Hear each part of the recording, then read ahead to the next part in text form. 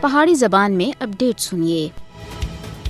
بھارتی حکومت ہن مقبوضہ جموں کشمیر وچ آزادی پسند تنظیماں کو اپنی سیاسی سرگرمیاں کرنے تھے روکنے دے واسطے کشمیری عوام دے خلاف اپنی بے رحمانہ مہم وچ اور زیادہ وعدہ کر کے دا ہے۔ کشمیری عوام کو محکوم بنانے دے واسطے اپنے تازہ ترین اقدام دے تحت بھارت ہن تحریک حریت جموں کشمیر دے اوتے بھی پابندی لا دیتی ہے۔ یہ مقبوضہ جموں کشمیر وچ بھارت دی طرف تے ایک ہفتے دے وچکار دوئی مرتبہ آزادی پسند جماعت دے اوتے پابندی دا اقدام ہے۔ ایک ہفتہ پہلا ہی بھارت ہن آزادی پسند رہنما مسرت عالم بٹ دی سربراہی وچ قائم مسلم لیگ جموں کشمیر دے اوتے پابندی عائد کیتی ہے۔ اس سے پہلا مودی حکومت جماعت اسلامی مقبوضہ جموں کشمیر JKLF دختران ملت اور ڈیموکریٹک فریڈم پارٹی دے اوتے پابندی عائد کر چکا ہے۔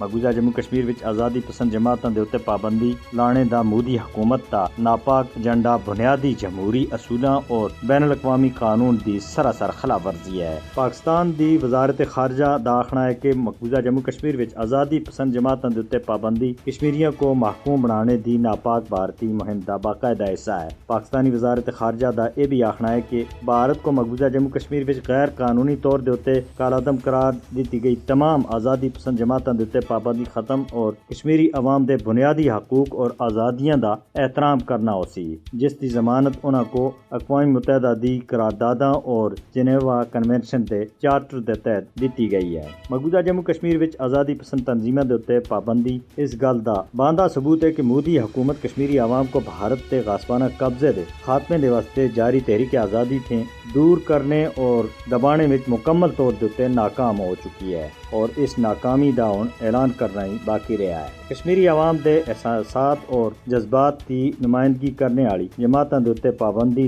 لا کے مودی کشمیری عوام دے دل کسی بھی صورت وچ نہیں جیت سکدے۔